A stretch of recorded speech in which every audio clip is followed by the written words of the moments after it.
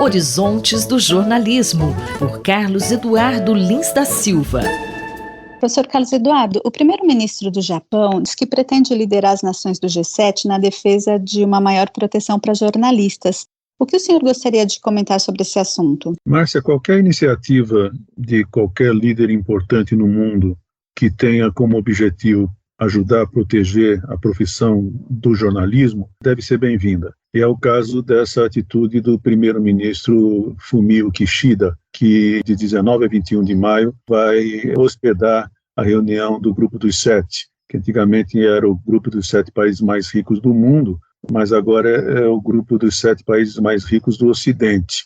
Então é importante, se o primeiro-ministro Kishida realmente tratar desse assunto e propuser medidas concretas de auxílio ao jornalista e de proteção ao jornalista, isso é importante. Mas ele está dando ênfase especialmente ao caso do repórter do Wall Street Journal, Ivan Gershkovich, que é um cidadão americano, filho de exilados da União Soviética e que está preso na Rússia sob acusação de espionagem.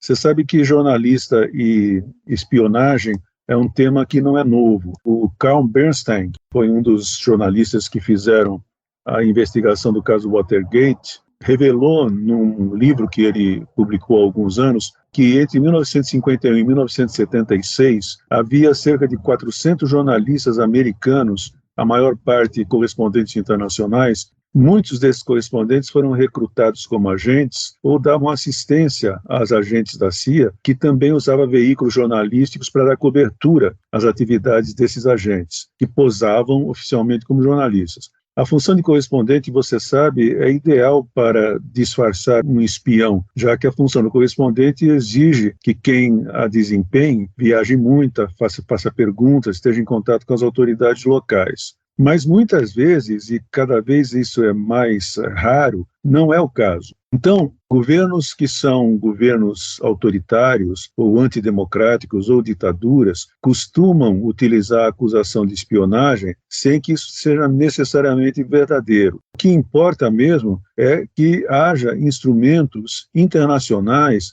para defender aqueles jornalistas que são de fato jornalistas e que estão cumprindo com a sua obrigação. Professor, considerando que as ameaças à democracia elas se espalham em vários países com o avanço da extrema-direita, e considerando também a tensão crescente nas relações internacionais, principalmente entre grandes players como Estados Unidos, China, Rússia, a profissão do jornalista não tende a se tornar cada vez mais perigosa? Sem dúvida nenhuma, a profissão de jornalista é cada dia mais perigosa. Por coincidência, o Comitê de Proteção dos Jornalistas, o Committee to Protect Journalists, acabou de soltar um relatório especificamente sobre a situação do jornalismo na União Europeia, cuja maior parte dos países são democráticos, e mostrando que é cada vez mais difícil exercer a profissão de jornalismo na própria União Europeia, nos 16 países da União Europeia.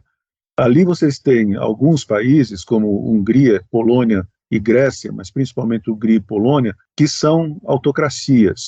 Mas você tem as grandes, algumas das maiores e mais tradicionais democracias do mundo, França, Reino Unido, Itália e outras. Mesmo nesses países, é cada vez mais perigoso e difícil exercer a profissão de jornalista.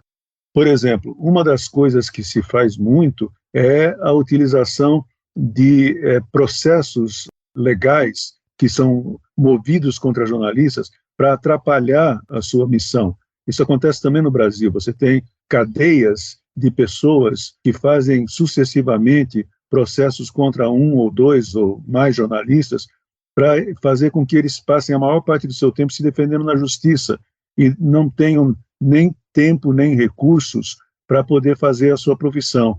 E está ficando cada vez mais difícil exercer a profissão de jornalista, não só nos países autoritários, mas também nas democracias. Por isso que a decisão do primeiro-ministro japonês é importante se ele realmente a levar a sério, se ele a levar para atitudes concretas, atitudes que não sejam apenas retóricas. O jornalista e professor Carlos Eduardo Lins da Silva, colunista da Rádio USP, conversou comigo, Márcia Blasques. Horizontes do Jornalismo, por Carlos Eduardo Lins da Silva.